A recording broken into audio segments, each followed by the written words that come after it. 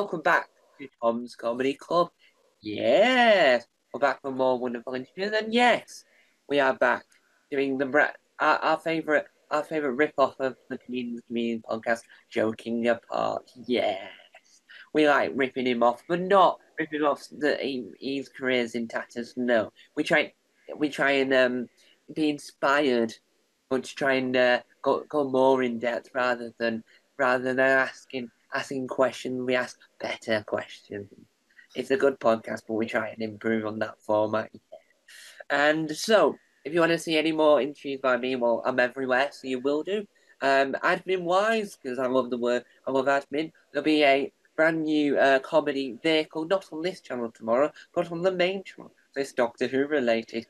Yes, but we digress. We're here with a very special guest. The best known for the stand-up sketch show on ITV2 is the one and only D. Allum. Hello. And Did I so do it? Did I nail it? yes. So we'll Great. start at the very beginning because Julie Andrews cannot keep on saying that. Well, she does, but we need her to stop. How did you get into the wonderful world of comedy? So it's a pretty, I think, a standard route for a lot of people. I did quite a lot of sketch comedy at university, which I am very sorry. I I hate to add to the problems in the world with university sketch comedy. Um, but I did quite a bit of that, and then sort of because it was a thing that people did, I did my first stand-up set around that time. It went kind of fine, not great, not terrible, um, but I just had such a lovely time. It felt so kind of pure and so real, to have that immediate feedback on your work is quite something. So I've just sort of kept doing it ever since. Really, it's just seemed like the best thing that there is. So uh, I've made it the focus of my life, Yeah, which may turn out to be a terrible decision. But so far, so good. yeah.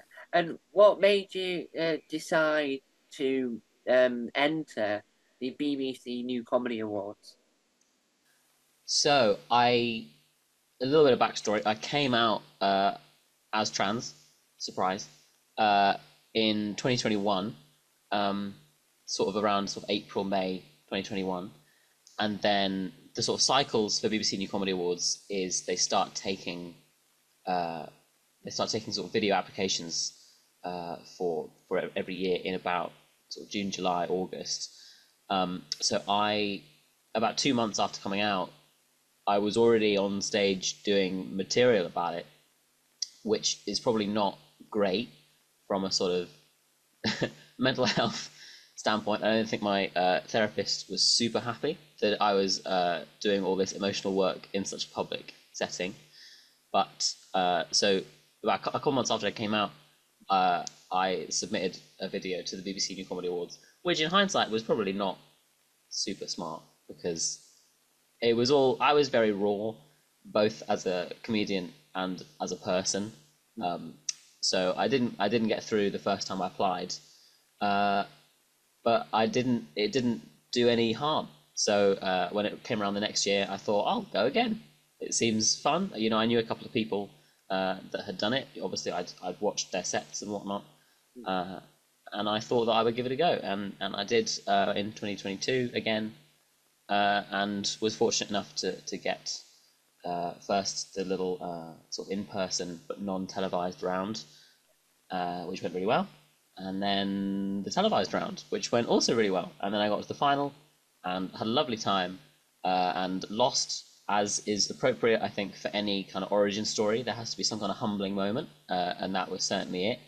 Um, and yeah, it was an absolutely lovely experience. Would very much recommend to anyone considering applying. And when you get onto the television round, is there someone in the back saying you can't say that, you can't say that, you can't say that, or does he let you do what you normally do so that you've got more of a chance of being equal to everyone else in the winning side of things? There's a little bit of kind of editing, mostly just for kind of sort of TV simplicity's sake. I mean, I'm not a particularly blue comedian, so I didn't really. I mean, if they do have very strict rules, I don't think I'm the kind of comedian that would really stretch them. Um, so I didn't the actual sort of content of what I was saying. I don't think they had really anything to say to me about. Slightly, they had some input on the form itself, just for sort of TV purposes. So, for instance, I have this bit which, like, I'm where I just stand on stage not doing a lot, and it has lasted for upwards of 60 seconds, which is a really really long time to not do anything on stage, particularly in a 5 minute set. Yeah. Um, but I thought that fact was really funny, that I was spending 20% of my allotted time on TV, not doing a lot, as long as it's in like a funny way. I thought that would be good. And both televised stages, the producers were very much like, "Can you please make that shorter so that you can have time to tell jokes?" Um, so that was the biggest piece of input that I got. In general, they were very pleased to just let you do your thing. Yeah. I mean, that's why they get you there in the first place. They have lots and lots of excellent comedians to choose from.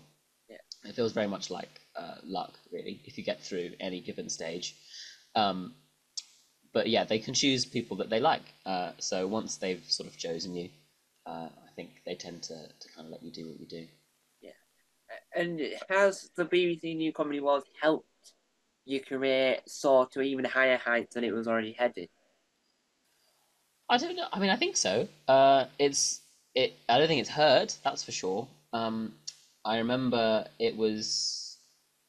So I did a few sort of new comedian competitions around the turn of 21, 22, and then BBC New Comedy Awards was about 8 months after that. So I'd gone quite far in just sort of regular live in person competitions, and that definitely helped. Sort of the first time that you get to the latter stages of something that people in the industry kind of pay attention to. So off the back of those, I'd had meetings with agents and things, but it wasn't until the BBC New Comedy Awards that I sort of firmed things up with my current agent. Um, so it did definitely kind of smooth that process over, and I think it's a helpful thing to have kind of on your CV. The little as seen ons that you get on the posters. I think it's always nice to have a little bit of BBC in there. Um, but honestly, I don't know. I don't know exactly what my life would be like if I hadn't done the New Comedy Awards. It probably, it would have been quite similar, I think. I mean, it's one of many things Yeah. that I've done. It's a whole tapestry of comedy that I've got going on, Yeah. of which that is a very nice little centerpiece. Yeah. And when you were saying there about having the as seen on TV on the posters, I think that sort of thing that helps when it's a TV channel they everyone recognise. And I think that where it fails is when you find out that you've been seen on QVC as selling a vacuum cleaner. That's the type of thing where it doesn't work, or it's as seen on TV and you've never watched the channel and you've got like a vacuum cleaner that you're supposed to know how it works. But one of the other things that you've worked on that fascinates me in the sense of it's a good concept, but it's just it's when you watch clips of it and when you see the program, it's slightly an odd way of doing it. What was it like working on the ITV2's stand-up sketch show? Yeah, I mean, I had fun, which is, I think often in television, uh, when the people are having more fun than the people watching, then you're in a bad way. Not to say that you shouldn't, have a positive workplace environment if you work in television, uh, but I do think there is a slight bit of that for the stand-up sketch show. It's a lovely show with lovely people who are very talented, and certainly the stand-up element, I think they do really really well. They just make it as much like a gig, just a normal gig, but filmed Yeah. as they possibly can. So they filmed up the creek, which is very local to me. It's my local comedy club, so I got to walk to a TV shoot, which was great. Um, and I really loved the stand up set. It was just a great gig, which is very much my whole thing. I think that's any comedian's thing. Really is a really good gig. Um, and then the sketch portion, I think it's just harder to. I think there's suddenly there's 12 people who need to come together and really understand the sort of meat of the jokes. And obviously they have however many comedians on every season. There's no way that that everyone involved could know as well as you do your own material.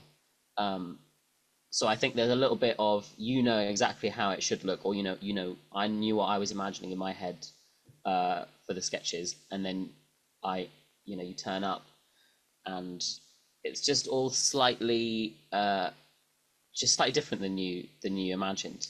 Yeah, um, and I think there's always going to be a slight kind of disparity between what you kind of describe in the stand up versus what then appears in the sketch. So I mean, I had a great time. Again, not a terrible thing to have on the old CV. Obviously, sometimes clips from that can do really well on social media, which is the only thing that seems to matter anymore. So that's great. Um, but yeah, I mean, it's I think it's not as loved as it should be, the stand-up sketch show. Um, but as you say, it is maybe one of the slightly more left of center comedy offerings in the UK. yeah. And when you get asked, do you want to come and be on our show? Do you write your stand-up set so that it works really well in a sketch format as well, or do you just write like you normally write your stand-up? Yeah, there's a little. So basically, they I think they choose people a little bit based on what kind of comedian they are. So a one-liner comedian would struggle to be on the stand-up sketch show because there's no narrative element. There's no kind of story to be told. So in my case, they got so I had they'd seen me do a couple of sort of narrative based Yeah, stand up bits, and then they just kind of amped that up. So they said, instead of saying you thought this, could you have said this? Things to give them more to do in the sketch portion. They love their lip syncing and whatnot. yeah, So any kind of delivered lines are great. Um, yeah, that's all they're kind of really. That's all the meddling that there was. None of the they weren't super bothered about um, some of the things that the New Comedy Awards were bothered about, for instance, because it's all chopped up and edited and it doesn't have to be any set length. yeah, They're happy to be a little bit freer, yeah. but yeah, they definitely like it to be as much like a normal narrative as possible. Yeah. Yeah, and it's one of those programs that fits perfectly on ITV2 because ITV2 do a lot of like observe like what Channel 4 try and represent. ITV just try and do it and make sure that it fits to their young demographic of people that also watch Love Island as well as watching a program called Hey Tracy. It's like it's Hmm. two things that are very similar.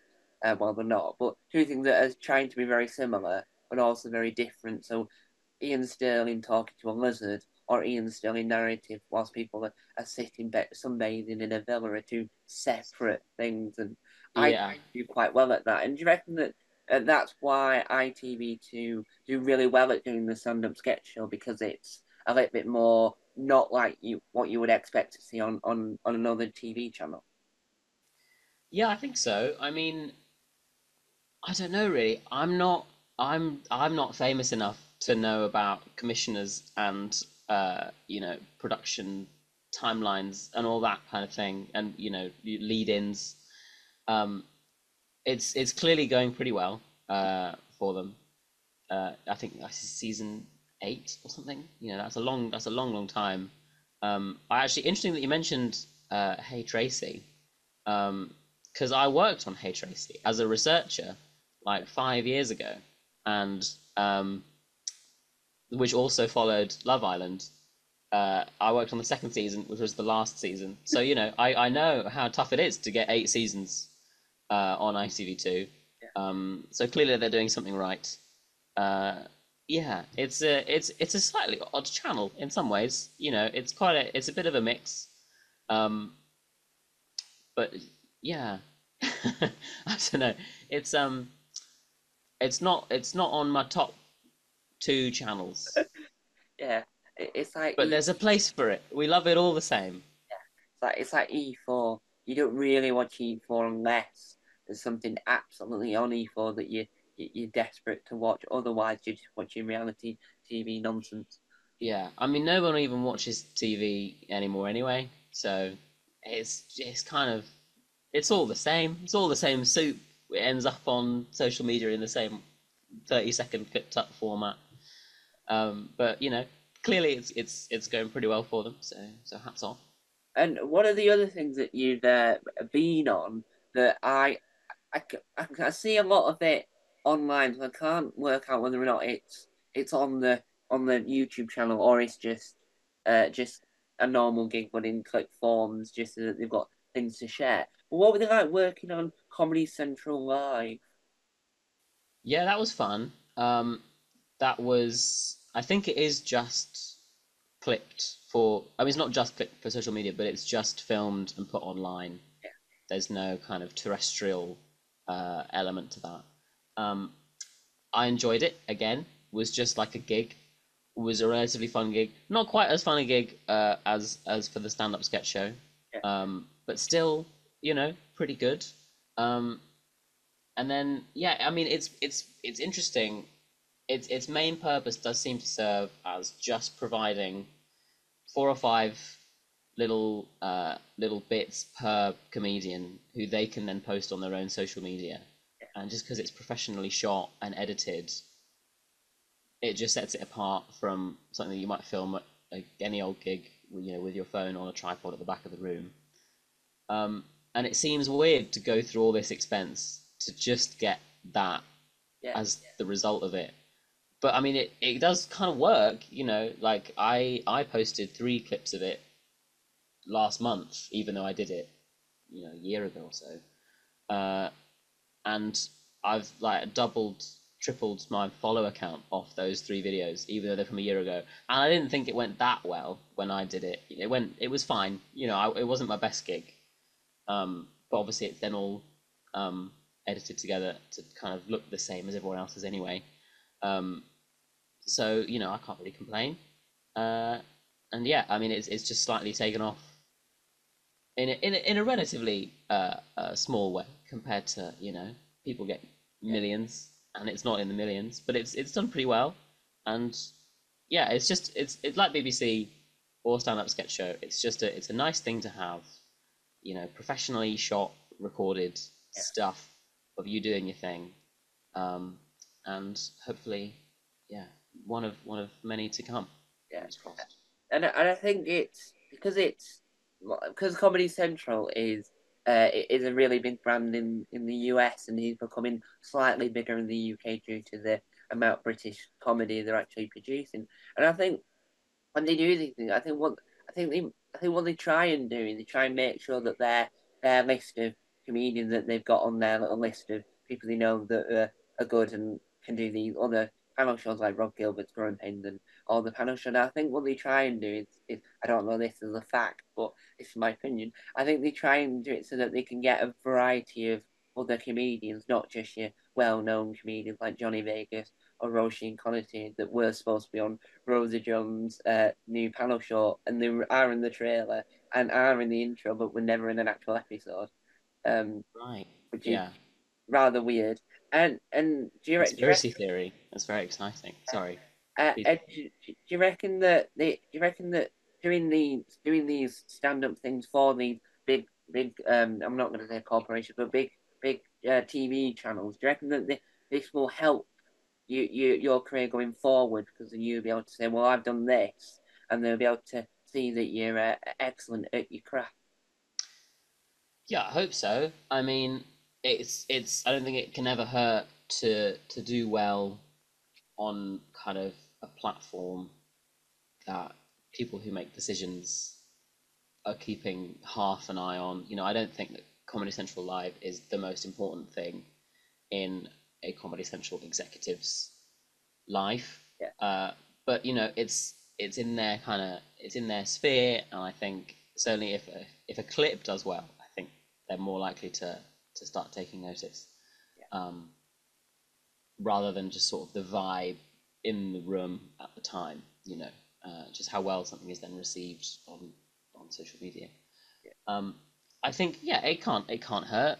I think to do well on that kind of platform, on that kind of stage. Time will tell, I suppose. I think what's most important for me is, well, the next gig, always the most important thing. So I'm working on my debut show at the moment, which is going to the Fringe next month, and I mean, the sort of the traditional wisdom is that that's the thing that can kind of yeah, provide the next kind of tranche of opportunities. I think that's slightly less the case now than it used to be, based on what people are saying. That for most people, your life very much continues as it was, both pre and post debut Fringe. Um, but I think for a couple of people every year, it's kind of a real launch pad for then yeah, becoming much closer to being a household name. yeah, So we'll see. Maybe that's it. Maybe some clip from a year ago is going to get 5 million likes and give me 100,000 followers. All of these things are possible. But I think it's good to just have as many fingers in pies as possible, yeah, to just maximize your odds. yeah. And you mentioned there that you're going up to the Edinburgh Fringe. What is your brand new Edinburgh Fringe show all about? That's a great question. My new friend show is called Dead Name, and it's about coming out and kind of, you know, figuring out that I was a whole new, different person to the person that I had been previously. Um, and obviously, with coming out, I think particularly as trans, um, there's sort of, I think the people around me felt quite a keen, uh, but that like that they struggled in different ways. It's not a particularly easy thing to go through as a parent, as a partner, as even just a friend, Yeah, um, because the world is not great for trans people at the moment, and I think everyone kind of is aware of that. And then suddenly, this person that you love and care about has to go through all the things that you've read on the news, and obviously they're not on my behalf. They are kind of nervous. yeah, Um, so it's about kind of dealing with that in kind of all my different relationships. It's also about um, kind of paying homage to the guy that I used to be. That I think there's quite a lot of negativity around the dead name, the person in general. That this is just like a fake thing that was sort of projected up against the world because it was all that was available. But suddenly, now, oh, I've come out. It's I'm being my true real self. So you can just disregard kind of everything that has come before. Um, and I feel like you lose something in that, because he was all right. He was doing his best. He was he was a pretty good guy. Um, so what I think I've tried to do is just kind of try and find some acceptance yeah, in there for this person that I used to be. And also, it's very funny. Just should say that it's hilarious. It's got loads of jokes in it about all of those things and more. And where can people purchase, buy tickets? Well, they can buy tickets on any good fringe retailer. If they could buy tickets at the Pleasance, I think it's pleasance.co.uk, because it's on at the Pleasance Courtyard. So if you go straight to the venue website, then you can buy tickets without paying a little extra fee on top of every ticket that you buy. So you can also buy them through the Ed Fringe website, but then it'll charge you like £1.50 or something per ticket, which is extortionate. I think it's not controversial to say. So any good fringe retailer will have them. They all count for one ticket. Yeah. And what time is your show on at? Show is on at 4:30 p.m., which is time for people to have had one drink, but no more than that, which I think is correct for an Edinburgh crowd.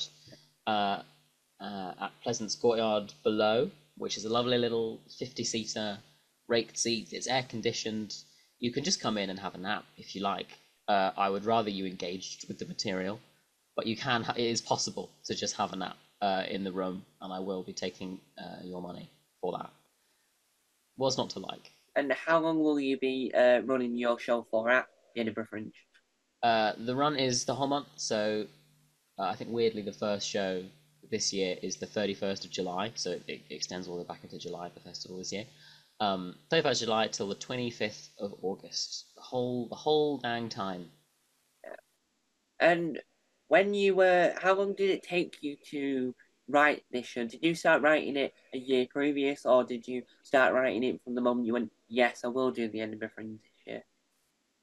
I think I think for a lot of people as a debut, it's sort of been an ongoing process basically as long as I've been doing stand up. I think it's obviously it would have been weird for me to be writing a show about coming out before I'd come out. Hmm. So it's not kind of related in any kind of precise way to the kinds of things I was talking about before I come out. But certainly since I've come out, it's sort of been the only thing going on in my life and also in my comedy. It's definitely been the big headline news. Um, I mean, there are some bits about sort of very first coming out, whether that be to my HR lady at work or to my mum, that are just they happen now 2.5 years ago, Yeah. 3 years ago. Uh, but I sort of knew as they were happening that they were gonna be that they were gonna be material, which is a slightly weird kind of like Fableman's kind of thing, where as things are happening, I can't fully process them emotionally at the time because I'm too busy, kind of concerned about how I'm gonna go. Um, Again, therapists probably not delighted with that. Um, but also, I mean, just anything that's happened in the last 3 years, I've kind of tried to mold it into something that can sort of speak to this wider narrative. Um, so yeah, it's been an ongoing process. I think it's only really come together as a show, um, probably in the last kind of 12 months. I flirted with the idea of doing this show last year, Yeah. but uh,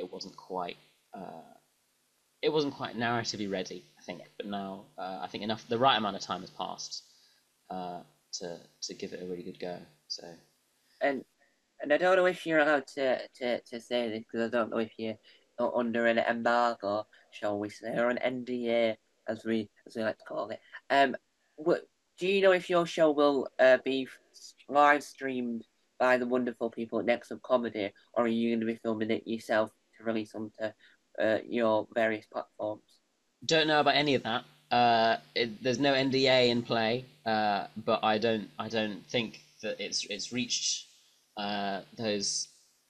I think discussions have reached those stages. Um, So yeah, if you want to come and see it, you're gonna have to see it in person. Certainly in Edinburgh, possibly elsewhere later on.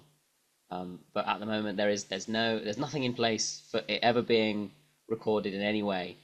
So it could just be lost to the sands of time, and that would be, gutting for us all. So you've got to come and see it while you can.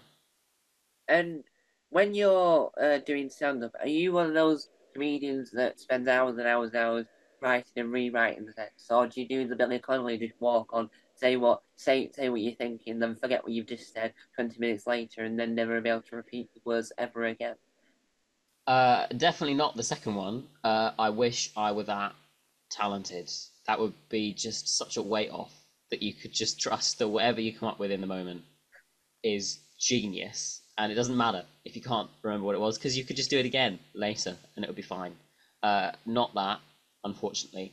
Um, I guess if those are the only two options, then I'm more like the hours and hours writing and rewriting. Uh, I think it's weirdly, I think I sometimes do my best writing on stage, uh, a la Billy Connolly, but that is only off the back of writing and rewriting many times. Yeah.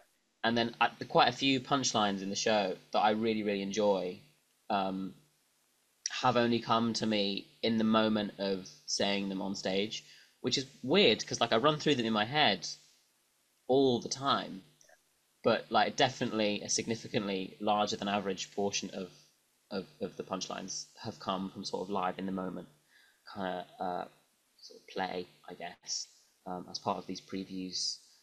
We're in the thick of preview season right now. So yeah, just it's a very strange.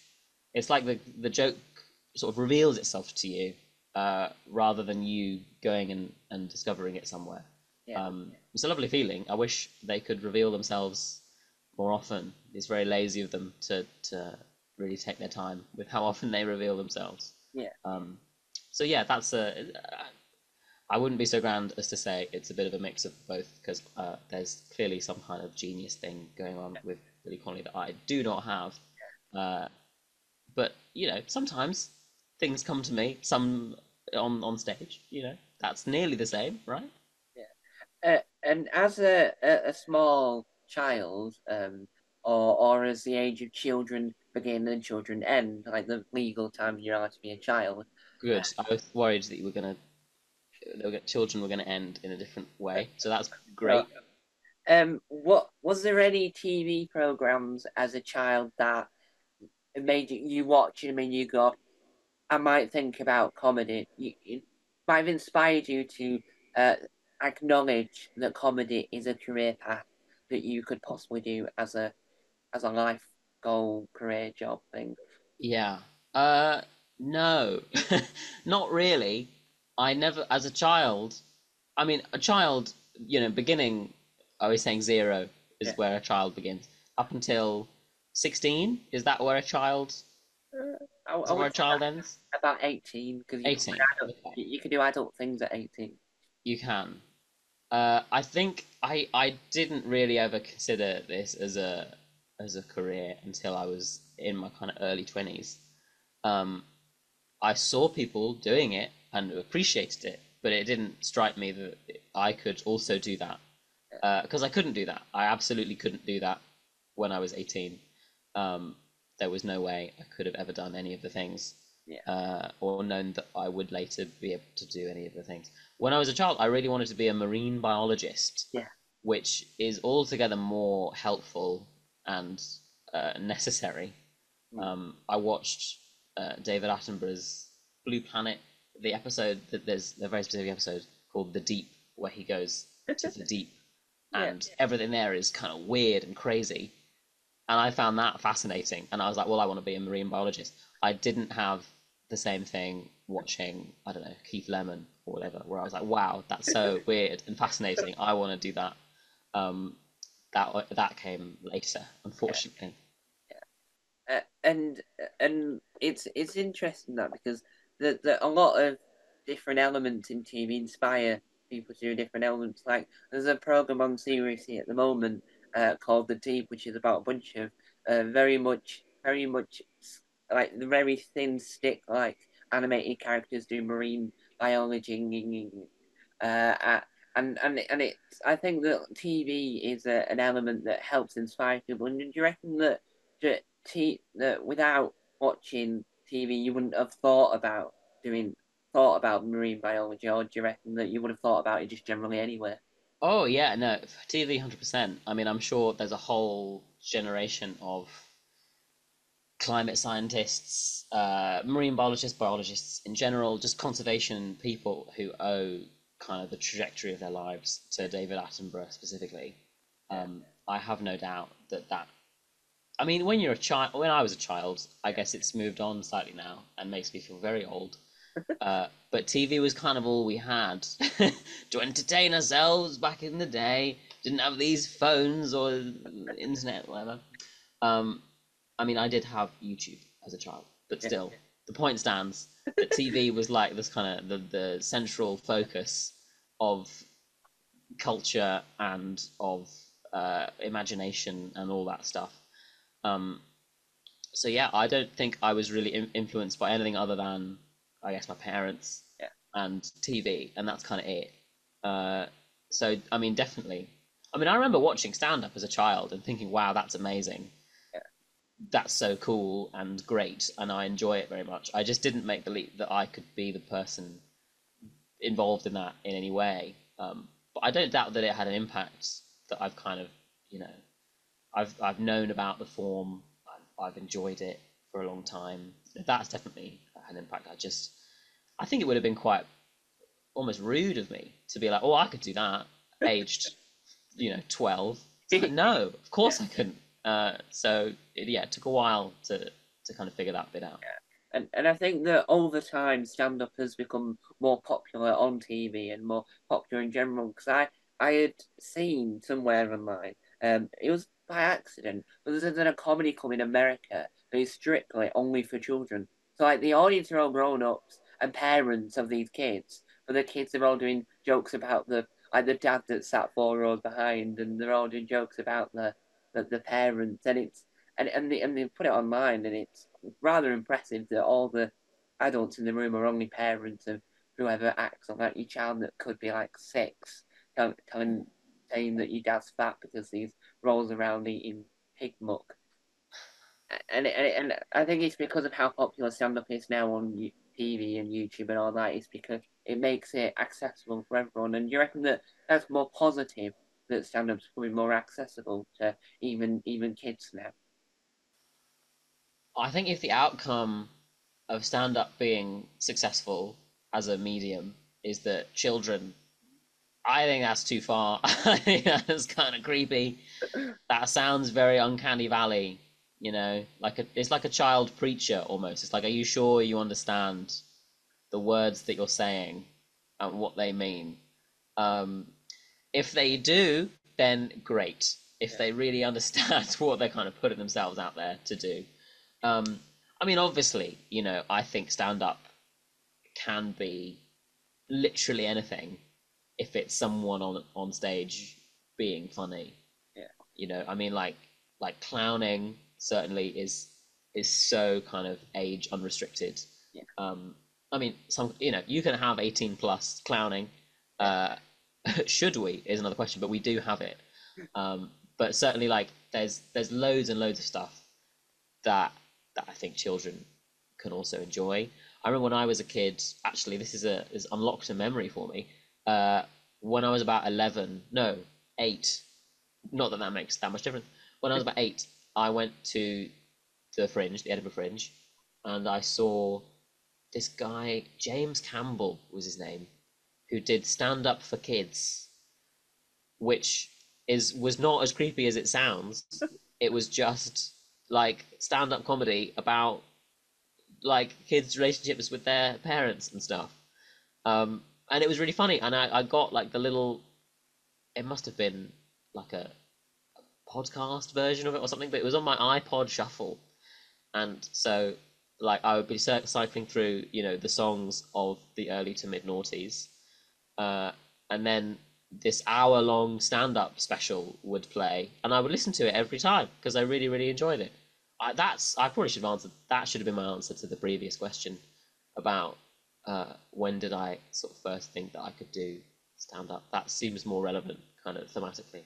Um, in answer to this current question, it's I think it's always been kind of accessible to all, but just as it's grown so much as a medium, I think more people are just aware of it, and you're just seeing the kind of natural effect of that. I'm not surprised that there's a children doing stand-up comedy kind of TV reality contest. That seems like exactly the kind of thing that would exist somewhere. Um, and yeah, I mean, it's great for me that stand up is growing as a medium. Good to get involved in a fast growing sector, Yeah. uh, which is not necessarily tied to kind of terrestrial TV in the same way that lots of other sort of artistic pursuits might be. Um, yeah, I'm having a great time.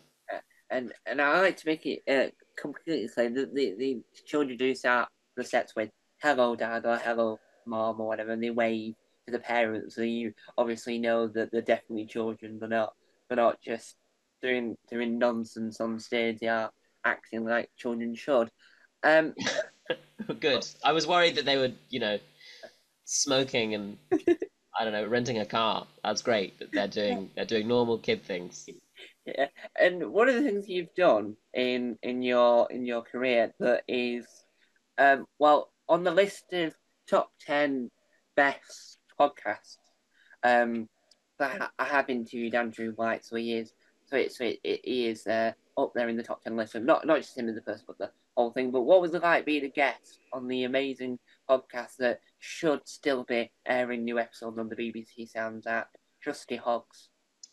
Trusty Hogs was great. I had a lovely time.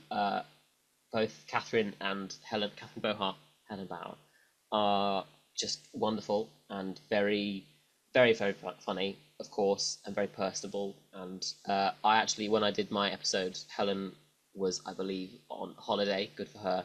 Uh, so it was Chloe Petts, who is also excellent and great in all of those same ways. And it was just a really nice chat with some very funny women about things.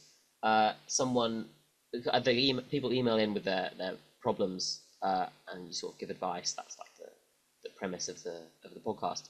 And there were a couple of slightly heavier ones, and we just sort of transitioned into a sort of serious, helpful discussion, which also felt nice because on a lot of comedy, well, of any kind of medium, but also podcasts, kind of specifically, it sometimes feels like you're constantly fighting to come up with jokes and things to say that keep people listening, or sell tickets. Um, but it felt like a really nice, just kind of environment to talk about things. It was about someone, I think, about someone coming out, something like that, which all of us could kind of relate to, and hopefully help with. Um, and I think not to be too grand about it, but I think that is comedy kind of at its best, where people that have made you laugh. Um, I think that kind of helps you to trust them in some way, and then when they do give kind of life advice, when they do get serious, it feels more serious and more kind of uh, uh, helpful, hopefully, uh, than when it's just someone quite dryly giving advice constantly all the time. Um, it feels there's something kind of special about comedy in that way, I think. So yeah, I mean, I had a lovely time. It was a great podcast. It still is a great podcast. And you can see that on all podcast platforms, but ignore the audio version. Just watch the visual version because you get the most out of it. You just Absolutely. when you watch it and then you realize that people are hearing you seeing someone putting someone's leg in the air or seeing the action take place. You think, how are you're not going to be able to listen to that because it's too visual. So that's why you should watch it because it's a 100%. much better experience because then you can see their faces and then you realize, oh, that's that person from such and such a thing, and you go, oh, I recognize them. Or Yeah, it's a whole other experience. You gotta check it out, gang. And so as we come around the bend and through the cul-de-sac near the end, next to a crashed out car, because someone 3 million years earlier tried to attempt to an interview and it crashed and burned like a Ford Mondeo. I couldn't think of an older car, so that joke ends abruptly. Is there any projects that you've got coming up that you're excited for people to see or hear that you're allowed to talk about? Well, I mean, it's got to be. I mean, it's just the debut, isn't it? I mean, it's kind of all consuming at this exact moment in time. It feels like the only thing I've ever done or will ever do. The past and the future are collapsing in on themselves, and it's just the debut at the moment. Um, but I think it's going to be really good, and people should definitely come and see it. Um, I think it's it's sort of the culmination of 3 years of stuff, and then after that is done, because it will be done, and that will be nice. But when it's done, I think there'll be other things. Yeah. But unfortunately, the things have not. I'm not currently available for me to share with you. So just the debut for now. And as we come to this point in the interview, would you be able to remind people when and where when your show is, where it's at, and where they can buy tickets. I'll tell you what, Tom, I would be absolutely delighted to remind people of all of those facts. It's called D. Allum Dead Name. It is on at the Edinburgh Fringe, Pleasance Courtyard, 4:30 p.m., 31st of July to the 25th of August. And it's so funny. It's got Yeah. so many jokes in it. It's about serious things when appropriate, but also has jokes about those serious things, but only in a respectful and pleasant way. And so there we have it. As we come towards the end of this interview, because it's a wonderful interview, and I'd like to admit that that dictionary, I'm still currently at the H category of it. I'm chewing at the corner, so it's taking me a while to eat all the dictionary to absorb all the words in all of the human English language, and then I'll move on to the Welsh dictionary next, and then I'll move on to the Scottish Gaelic dictionary next, and once I've got the whole of the UK and Ireland, then we'll move on to other dictionaries. But at the moment, we're still eating the Oxford English Dictionary, which isn't probably just in the Oxford area. But we do hope to see your snippets of your Edinburgh Fringe show on the amazing BBC Scotland programme, Edinburgh Unlocked. So hopefully that comes about because obviously Des Clark, not Des Clark, it's Mark Nielsen walks about talking to people, and I don't think that's it. Probably is pre-planned. I don't really know, but he does seem to just walk into a cellar or a massive box that looks like something a van drive would kidnap someone in. Start talking to Annette Fielding about the fact that she's got this new paranormal thing, or someone being or a blind comedian watching a circus display and then asking them what on earth did I miss to their faces, which is kind of rude, but it makes it funny because it's like, oh yeah, you've just missed me spinning about chucking fire and eating fire. Yeah, it's not like you paid money to watch me listen to me doing absolutely nothing that's worth it. But there we go. Another wonderful interview in the mystery bag of mysteryness. Thank you for letting me interview you. Thank you for having me. Had a lovely time. Welcome. And if you want to see more interviews by me, well, I run 21 YouTube channels. I'm everywhere. I'm all the places. I'm never going to leave your nightmares. And that may be a good thing, or that may be a bad thing. It's up to you. It's your fault. If you're watching everything, it's your own fault. But there will be more interviews by me because who doesn't love a good interview? I do love a good interview, and I love a wonderful interview, and an excellent interview, and the best interview on planet Earth. And so there we have it, another wonderful episode of the wonderful Joking Apart. This podcast goes from strength to strength to strength, and hopefully one day we'll beat the wonderful comedian the comedian podcast and get more people on it than a hen do. That makes no sense to me either, but there we have it. Bye bye.